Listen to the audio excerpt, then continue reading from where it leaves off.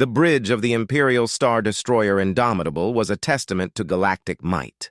Gleaming control panels hummed with subdued power, reflecting the stern, confident faces of its bridge crew. Admiral Artali, a being of towering stature and iridescent scales, stood at the central viewport, his gaze fixed on the swirling nebula ahead. His species, the Vithari, had forged an empire that spanned 1,000 star systems, their dominance unquestioned for millennia. Arrogance was not merely a trait. It was an inherited right. "Status report, Commander Vec," Ritali rumbled, his voice a low thrum that resonated through the deck plating. Vec, a younger Vithari with sharp, observant eyes, straightened from his console. "Admiral, preliminary scans confirm the presence of an uncharted system within Sector Gamma 7. Energy signatures indicate a Class M planet, significant water, and an oxygen-nitrogen atmosphere. Primitive life as expected." Ritali's primary optic narrowed slightly. "Primitive? Define primitive, Commander." "Pre-FTL, Admiral. No detectable warp signatures, no advanced communication arrays. The dominant species appears to be a bipedal primate, surprisingly widespread across the planetary surface. Their technology is rudimentary: fission power, chemical rockets, and radio waves. Quaint, really." Vec's tone carried a hint of disdain, a common sentiment among the Vithari when discussing newly discovered, undeveloped species. "So, another garden world ripe for integration," Ritali mused, a cruel smile touching his reptilian lips. "How many systems have we added to the Empire this cycle, Commander?" "With this one, Admiral, it will be the 73rd. Ritali nodded, a slow, deliberate motion. "Excellent. Prepare the colonization fleet. We will establish a foothold, assess resources, and then begin the inevitable process of cultural assimilation." He savored the words, picturing the lush green world brought to heel under the Imperial banner. It was the way of things. The strong guided the weak, and the Vithari were undeniably the strong. On the planet below, known to its inhabitants as Earth, a different kind of drama was unfolding. Dr. Aris Thorne, head of the SETI Deep Space Listening Array in New Mexico, adjusted his spectacles, his brow furrowed in a mixture of disbelief and growing alarm. For weeks, his team had been picking up strange, highly organized energy fluctuations from the fringes of the solar system. Too complex for natural phenomena, too powerful for any known human technology. "Dr. Thorne, are you seeing this?" came the voice of his assistant, Sarah Chen, from a nearby console. Her face was pale, her fingers hovering over a holographic display. "The energy readings, they're consolidating, and there are multiple signatures now. Huge ones, heading directly for us." Thorne rushed to her station, his heart beginning to pound a frantic rhythm against his ribs. The display showed massive geometric shapes, utterly alien, resolving from the distorted space just beyond Pluto's orbit.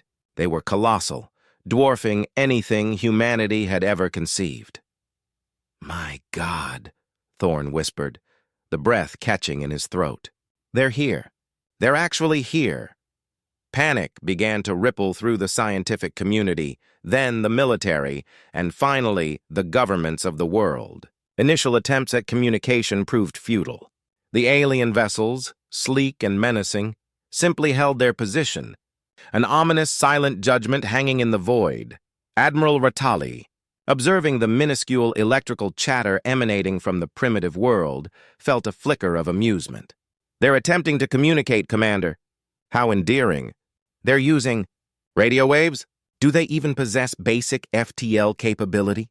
Vec checked his readouts. "Negative, Admiral. Their fastest craft are sublight, projectile-based. They pose no threat to even our smallest patrol craft.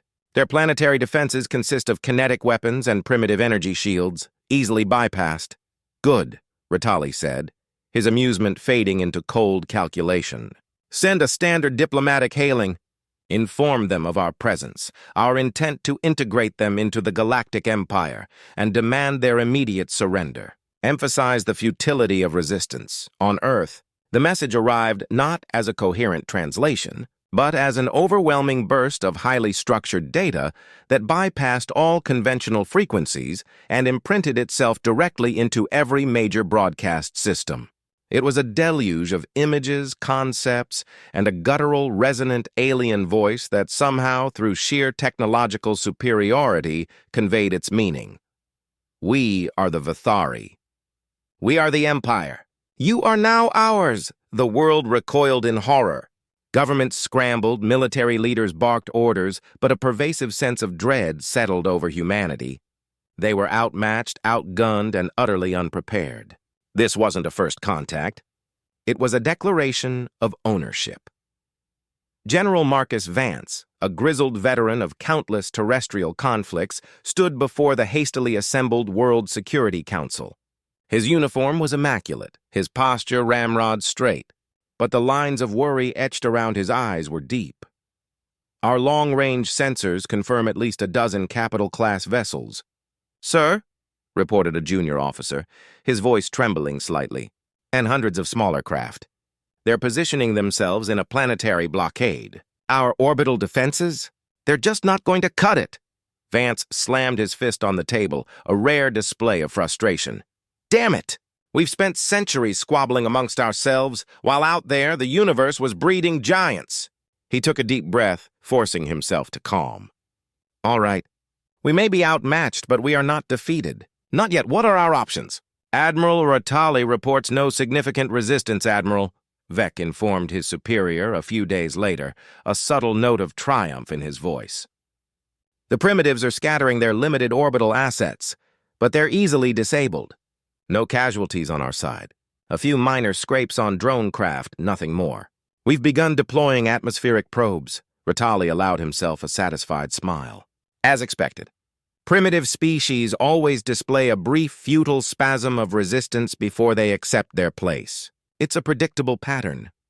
He watched the holographic projection of Earth, a vibrant blue marble now dotted with the tiny, almost invisible motes of Imperial probes descending into its atmosphere. "Soon, Commander, very soon, this world will be another jewel in the Imperial crown." Down on Earth, the probes were not merely mapping. They were disrupting. Agricultural systems failed as power grids were overloaded. Communication networks collapsed under alien interference. It was a systematic, surgical dismantling of human society designed to break their will before a single shot was fired. But humanity, in its raw, stubborn essence, was not so easily broken. In the shattered remnants of cities, in underground bunkers, in remote wildernesses, a different kind of resistance was stirring. It wasn't organized, not yet, but it was a spark, a defiant flicker in the face of overwhelming darkness. Dr. Thorne, now huddled with Sarah Chen and a handful of scientists in a makeshift command center deep beneath the Rocky Mountains, watched the news feeds, what little remained, with grim determination. "They think they can just walk in here and take over," he muttered, his voice hoarse. "They don't know us. They don't know what we're capable of when pushed." Sarah, calibrating a hastily repurposed long-range sensor, looked up, her eyes glinting with fierce resolve. "They've underestimated us, Doctor. And that, in my experience, is usually a fatal mistake." In the darkness of space, aboard the Indomitable, Admiral Artali was reviewing battle plans, confident in his assessment. The humans, as they called themselves, were a nuisance. Nothing more. A minor administrative task before moving on to greater conquests. He knew nothing of their history, their resilience, their capacity for improvisation when faced with annihilation. He knew only the cold, hard data. Primitive, weak, easily subdued. And that, for the mighty Admiral Ratali, was all he needed to know. He was about to learn a very painful, very surprising lesson. The Galactic Empire was about to panic. They were about to discover what a cornered, underestimated human truly was. Admiral Ratali leaned back in his command chair, a picture of placid contentment. The initial phase of planetary integration was proceeding as scheduled. His ground forces, highly trained and equipped with superior weaponry, had begun making landfall, establishing secure zones in strategically important regions. The humans, as the primitive species called themselves, offered only sporadic, uncoordinated resistance.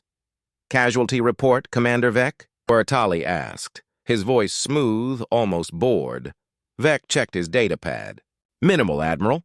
A few automated drones lost to primitive projectile weapons, easily replaced. Our ground troops have encountered localized pockets of resistance, mostly unarmored bipedals with rudimentary firearms. They are being systematically neutralized.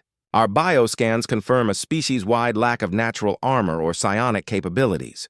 They are, quite frankly, remarkably fragile. Ritali's primary optic narrowed slightly. Fragile, yet they continue to fight? Curious. What is their motivation, Commander? Do they not comprehend the futility? Analysis suggests a deep-seated territorial instinct, Admiral. Primitive aggression.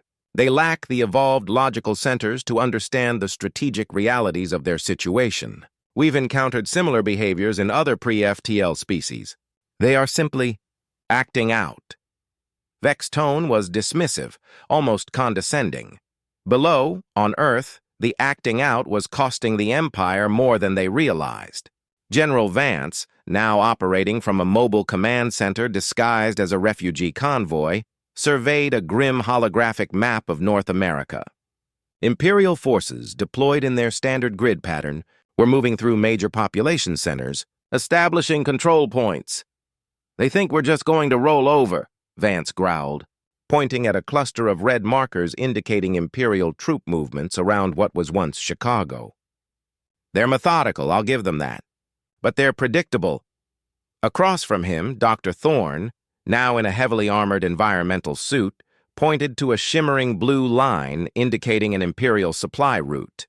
"Their supply lines are extended, General, and they rely heavily on automated drone convoys. Minimal organic presence outside their main forward operating bases."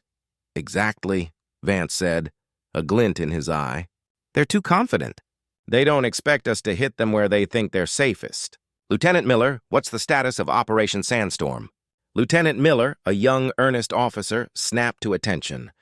"General, elements of the 101st and 82nd Airborne, augmented by civilian irregulars, are in position. They've managed to scavenge enough heavy ordnance and adapted anti-air systems to make a difference. We're ready to initiate on your command." Vance nodded slowly. "Good. Thorne, can your team give us a window?" A moment of electronic quiet. Thorne tapped on a wrist-mounted device. "Their jamming systems are comprehensive, General, but they're not perfect. They have blind spots, momentary power fluctuations. We can give you a 20-second window minimum every hour on the half-hour. Just enough time for a coordinated low-power burst transmission. 20 seconds is all we need," Vance declared, a grim smile spreading across his face. "Miller, inform all units. At 0930 local time, we hit those drone convoys hard. Aim for the fuel cells. Let's show these overgrown lizards what primitive aggression really looks like." The attack was a shock to the Imperial forces. Instead of scattered, isolated skirmishes, dozens of coordinated assaults erupted simultaneously along critical supply routes. Improvised explosive devices, modified anti-tank missiles, and even repurposed industrial lasers struck with brutal precision. The drone convoys, designed to be impervious to conventional small arms, were shredded by concentrated fire aimed at their vulnerable power cores. Explosions ripped through the night, illuminating the chaotic destruction. Aboard the Indomitable, Commander Vec stared at the flickering casualty reports with growing concern. "Admiral, we're seeing an unprecedented surge in hostile engagements. Multiple coordinated attacks on our automated supply lines. Significant losses to drone assets, and we've lost contact with several forward reconnaissance patrols." Ritali frowned. "Lost contact? How?"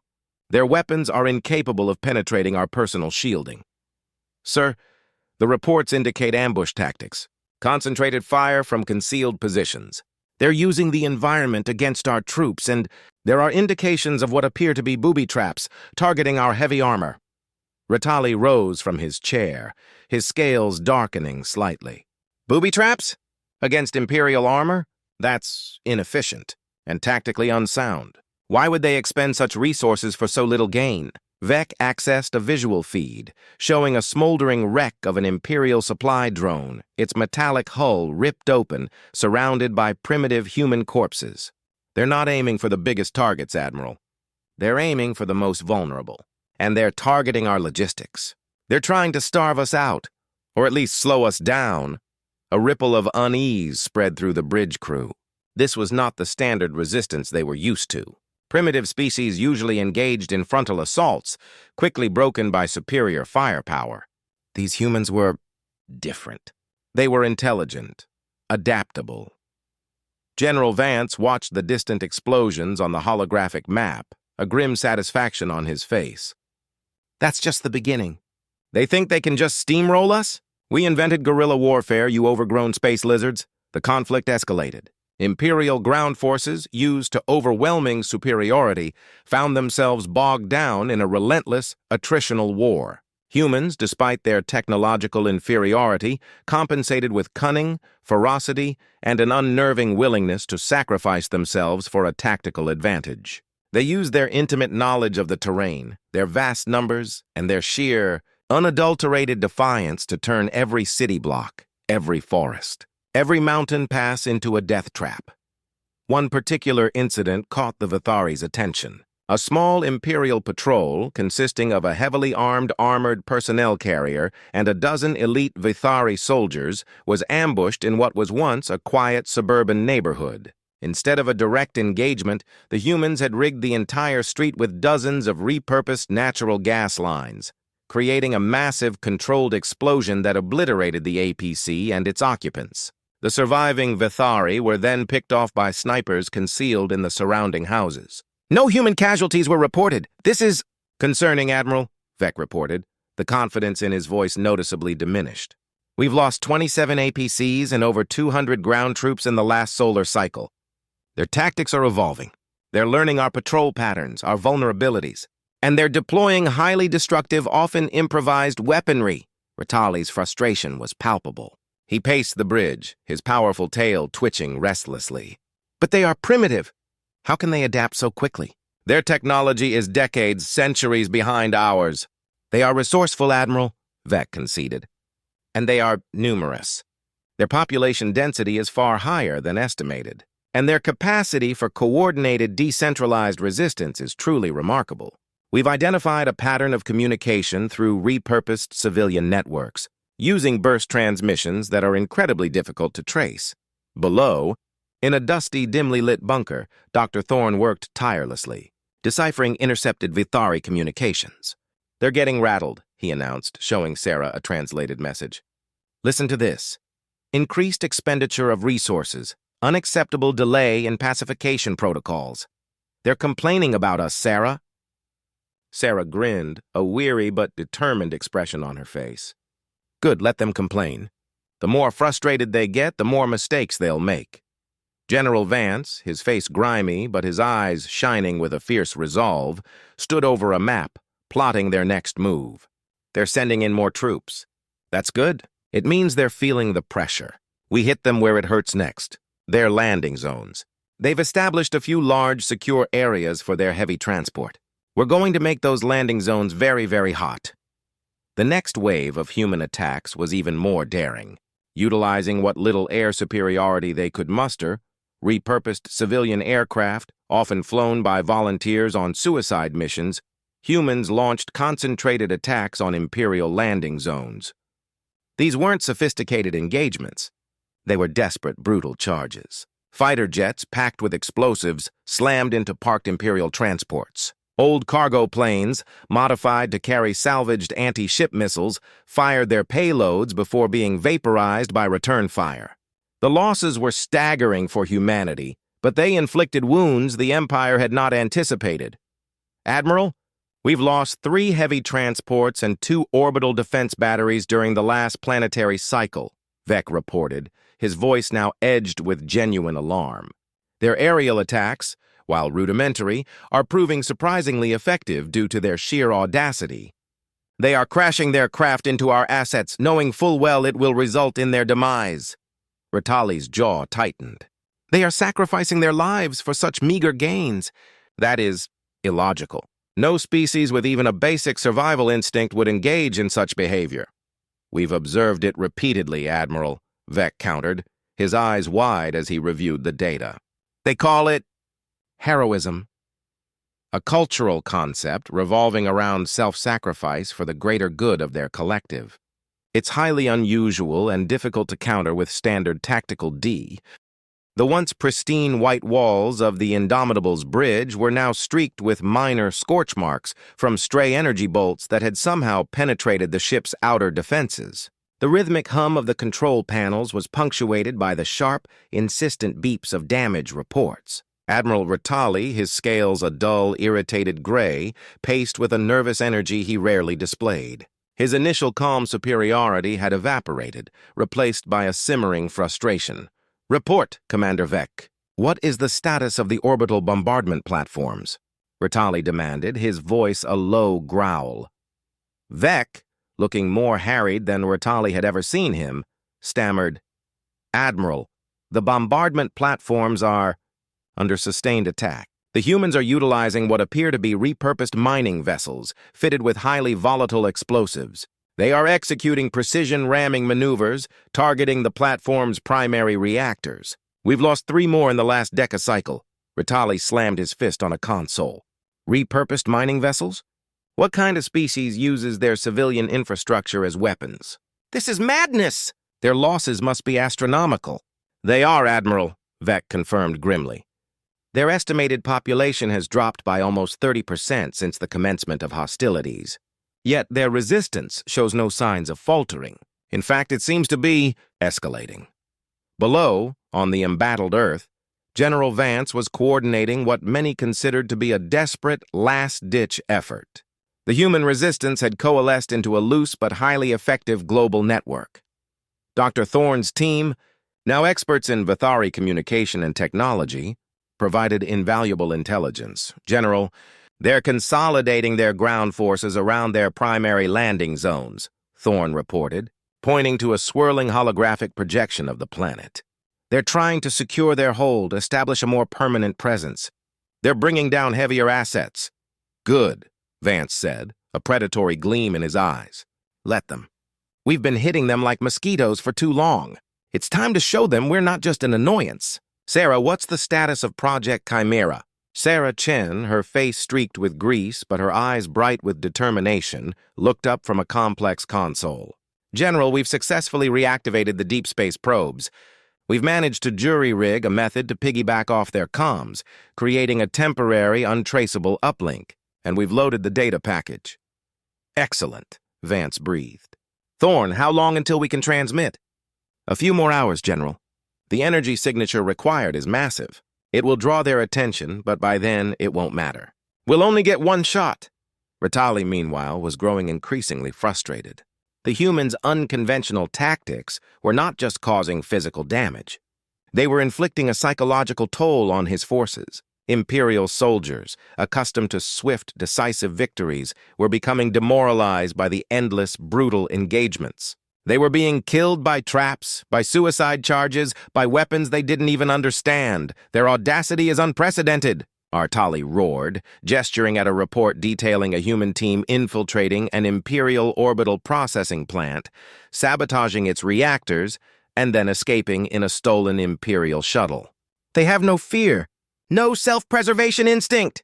"Admiral, we've made a breakthrough in understanding their psychology," Vec ventured cautiously. "Their cultural records, what little we've managed to acquire and translate, speak of concepts like freedom and self-determination with almost religious fervor. They view our presence not as benevolent integration, but as existential threat. They believe they are fighting for their very right to exist as a species." Rattali snorted. "Nonsense! All species value survival. They simply fail to understand that their survival is guaranteed under Imperial rule, simply not on their own terms." The humans were about to show them exactly what "on their own terms" meant. High above Earth, a small ancient human deep space probe, launched decades ago on a scientific mission, suddenly flared with an impossible surge of energy. It had been drifting, forgotten, on the fringes of the Kuiper Belt. Now it became a conduit. Aboard the Indomitable, alarms blared. "Admiral, massive energy spike detected, originating from within the planetary system. It's a focused burst transmission aimed directly at our fleet," Vec yelled, his voice strained. Rattali's scales paled. "A transmission? What could primitive savages possibly transmit that would warrant such a power expenditure?" The answer arrived not as data, but as an overwhelming, terrifying vision. It projected directly into the bridge of the Indomitable, overriding all screens, all internal displays. It was a rapid-fire montage of human history. It began with rudimentary tools, stone axes, fire. Then crude shelters, early communities. It sped through the birth of agriculture, the forging of metals, the construction of massive ancient monuments. Scenes of tribal warfare, of empires rising and falling flashed by. The Vithari bridge crew watched, mesmerized as humans, small and vulnerable, battled each other, built incredible structures, composed intricate music, delved into the mysteries of the cosmos with telescopes and mathematics. Then came the rockets, crude but effective, lifting humanity into its own orbit. Then the first satellites, the first steps on their own moon. They saw the devastating wars, the unimaginable destruction humanity inflicted upon itself, followed by periods of rapid innovation, of astonishing rebirth. They saw humans developing cures for diseases, building towering cities, harnessing the power of the atom, even as they grappled with the terrifying consequences. The transmission culminated in a series of images that utterly transfixed the Vithari. It showed humans, with their frail bodies and limited technology, overcoming impossible odds. They saw explorers braving unforgiving wildernesses, scientists toiling for decades to unlock nature's secrets, soldiers fighting against impossible odds, not for conquest, but for survival, for their homes, for their loved ones. They saw images of defiant last stands, of desperate sacrifices, of acts of courage that defied all Vithari logic. The final image lingered, a lone human, silhouetted against a setting sun, standing defiant, weapon in hand, facing an unseen, overwhelming foe. And then a single message, translated instantaneously by Thorne's brilliant, desperate code, flashed across all screens: "We do not surrender, we do not yield, we are humanity, and we will not be broken." A profound silence fell over the bridge of the Indomitable. The Vithari officers, who had always viewed humans as pathetic primitives, now stared at the after-images of the transmission with a dawning horror. They had seen not just a species, but a history of struggle, of defiance, of an unyielding spirit that refused to be extinguished. Ritali, his scales now a sickly green, stumbled back into his command chair, his eyes wide with a mixture of fear and dawning comprehension. That was not primitive aggression," he whispered, his voice hoarse. "That was a declaration, a promise." Vec, equally shaken, finally understood. "Admiral, they weren't just fighting for their planet. They were fighting for their identity, for their history, for their very right to chart their own course in the galaxy." The realization hit Ritali with the force of a plasma torpedo. He had underestimated them not just tactically, but fundamentally. He had seen their fragility and not their resilience. He had seen their limitations and not their limitless capacity for defiance. This wasn't just a planet to be conquered. It was a species, forged in fire and chaos, that refused to kneel. The panic was no longer just a ripple. It was a tsunami, crashing down on the unsuspecting galactic empire. These humans were not just a problem. They were an existential threat to the Vithari's perception of themselves and of the galaxy. The once orderly operations on the Indomitable's bridge had dissolved into a frenetic ballet of frantic activity and shouted commands. The transmission from Earth had shattered the Vithari's complacent facade. Admiral Artali, his iridescent scales now perpetually dulled, stalked the bridge like a caged predator. The casual arrogance that had defined him was gone, replaced by a cold, calculating fear. "Damage report on the fleet. What is the latest assessment of their Project Chimera?" Ritali barked, his voice raw with exhaustion and frustration. Commander Vec, looking gaunt and pale, pointed to a holographic schematic of the Imperial fleet. "Admiral, the humans' deep space probes, those ancient relics, they weren't just for transmission. They've been weaponized. Their antiquated propulsion systems, boosted by their desperate power surges, are being used as kinetic projectiles. They're slow but virtually undetectable until the last moment, and they carry a massive destructive payload. We've lost 4 more heavy cruisers to these junk missiles in the last hour alone," Ritali cursed in a guttural Vithari tongue. They're throwing their scrap at us? They're sacrificing their historical artifacts? Sir, they appear to be sacrificing anything and everything that can inflict damage, Vec corrected grimly. Their ground forces are consolidating around their major population centers, transforming them into death traps. They've begun a campaign of what they call scorched earth, denying us resources by destroying their own infrastructure if we get too close. And their suicide ships are relentless. They just keep coming. Below, on Earth, the situation was equally desperate, but infused with a desperate, fiery resolve. General Vance, his uniform now perpetually stained with dust and grime, watched the holographic map. Blue markers, representing human resistance cells, were diminishing, but the red markers, representing Imperial forces, were also bleeding out. It was a brutal no-win scenario for both sides. But humanity fought with the fire of a species defending its home. Dr. Thorne, status on the Genesis Protocol, Vance ordered, his voice unwavering despite the exhaustion. Thorne, looking even more haggard, nodded. General, the last of the data packets are being uploaded to the Deep Space Archives. It's a complete record of humanity, our science, our art, our history, our dreams, everything. If we fall, at least our story will survive.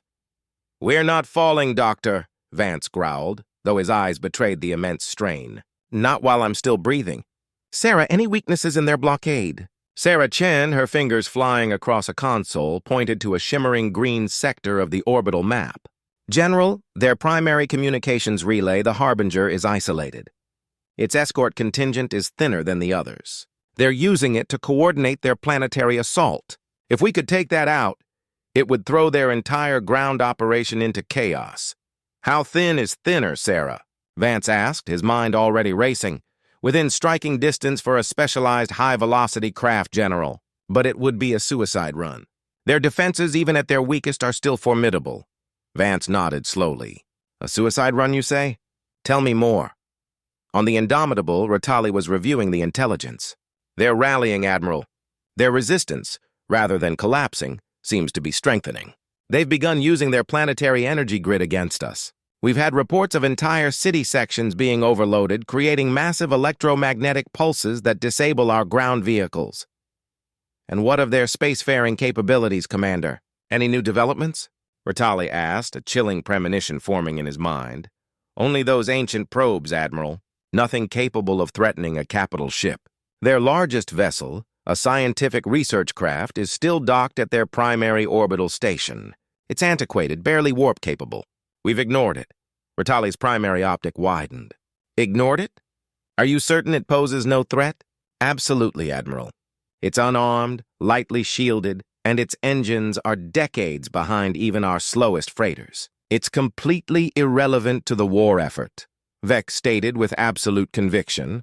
It was in that moment, as the Vithari dismissed their smallest threat, that humanity prepared its greatest, most desperate gambit. General Vance stood before a small group of volunteers, all pilots, all fully aware of the mission's impossibility. The Odyssey is old, slow, and unarmed.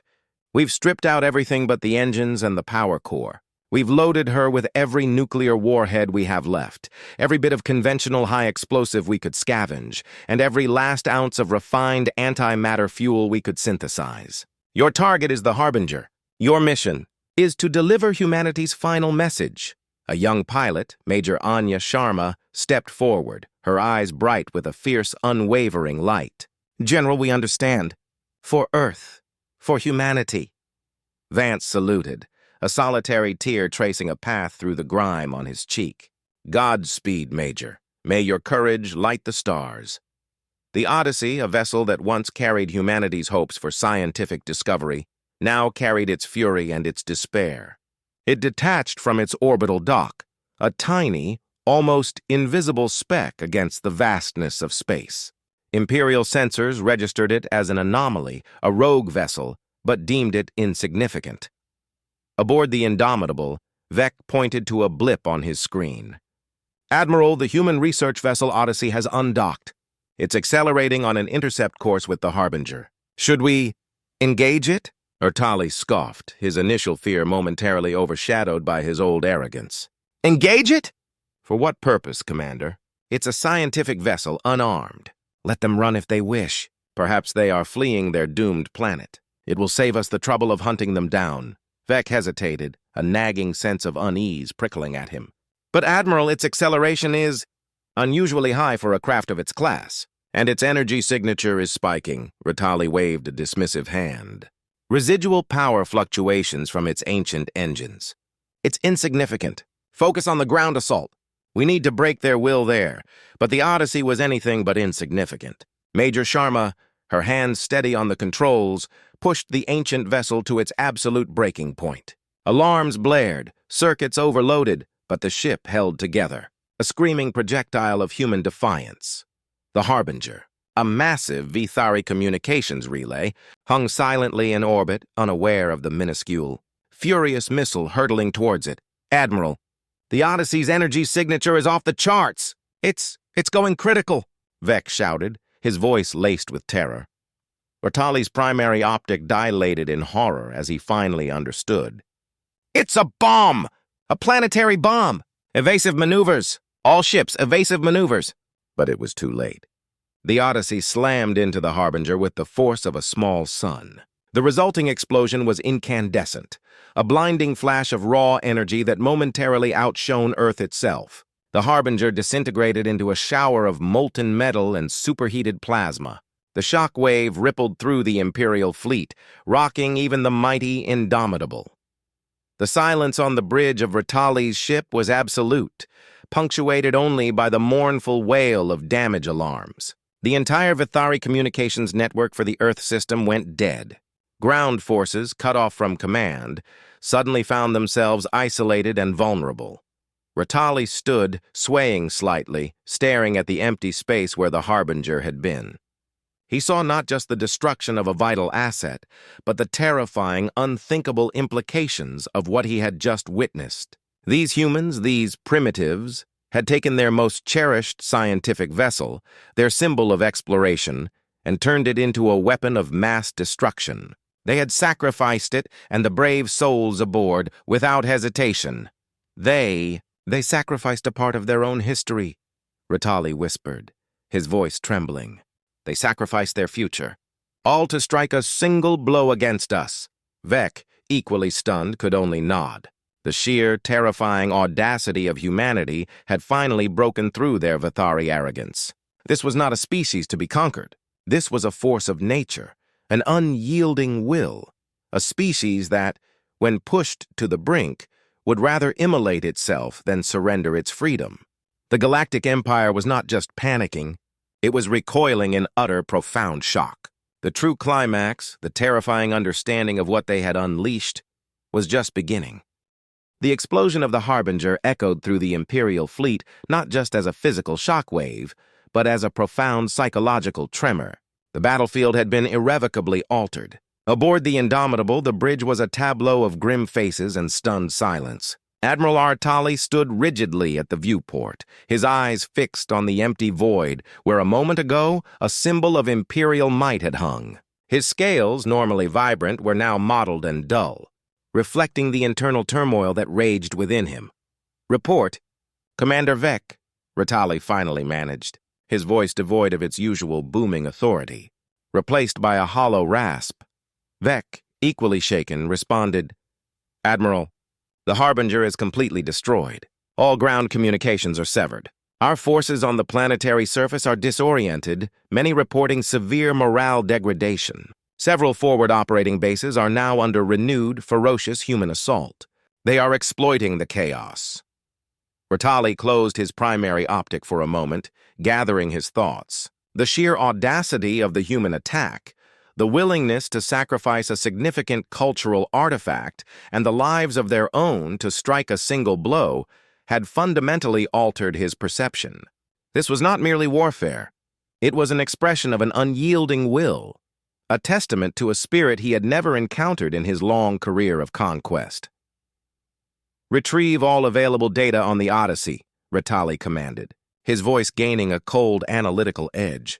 "Analyze their Genesis protocol. I want to understand them. Not just their tactics, but their essence. Below, on Earth, the cost of the Odyssey's sacrifice was immediately apparent. The ground war, once a slow, grinding attrition, had erupted into a brutal, desperate free-for-all. Imperial forces, their command structure shattered, their morale plummeting, found themselves facing a humanity that seemed to have been revitalized by the audacious strike. General Vance, listening to reports of localized Imperial retreats and outright surrenders, felt a grim satisfaction. "They're breaking! They're finally breaking! Thorne, what are their ship movements looking like now?" Dr. Thorne, surrounded by glowing data screens, pointed to the remaining Imperial fleet. "General, they're still maintaining the blockade, but their formations are looser. They're consolidating, regrouping, and we're detecting an unprecedented amount of internal fleet communications. They're talking to each other a lot. And their tone? It's not confident anymore." Sarah Chen chimed in.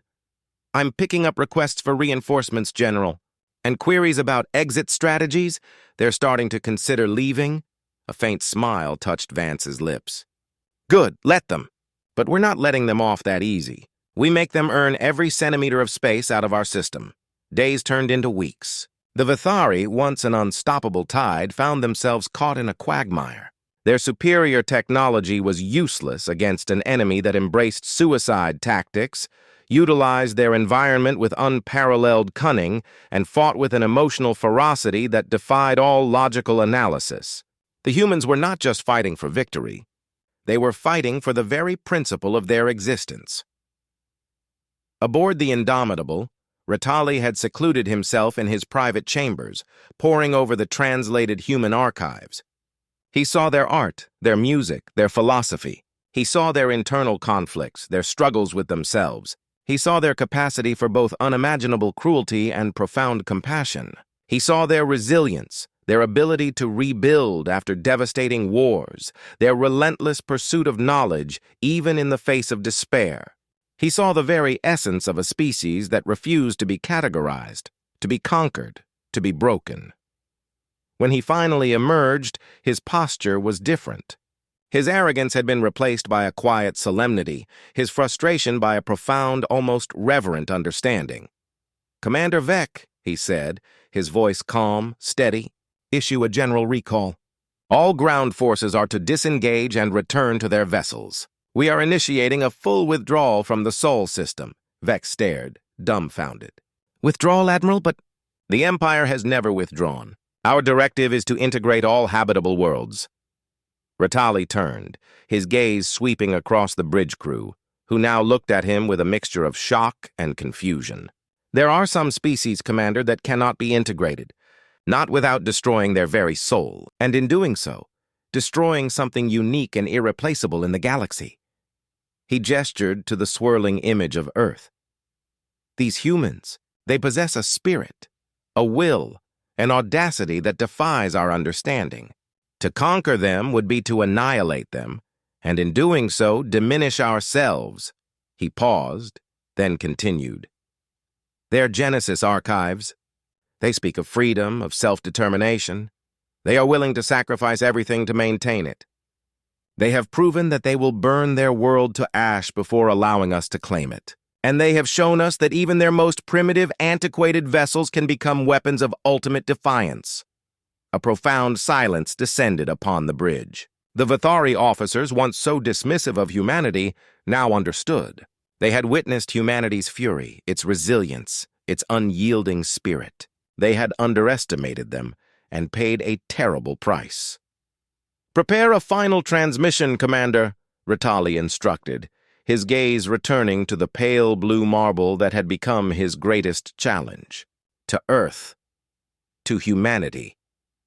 On Earth, General Vance, Dr. Thorne, and Sarah Chen stood in a makeshift command center, watching as the Vithari fleet slowly but unmistakably began to retreat. The red markers on the map dwindled, then vanished, replaced by the deep, silent void of space. A collective gasp of disbelief, then a wave of cheers rippled through the war-torn planet. Then a final, powerful burst transmission arrived. It wasn't a demand, nor a threat. It was a single, coherent message, translated instantly by Thorne's system. To the species known as humanity, your defiance has been noted. Your strength is acknowledged. The I, Vithari Empire withdraws. You are free. May your journey through the stars be one of unyielding spirit and boundless discovery. The message ended.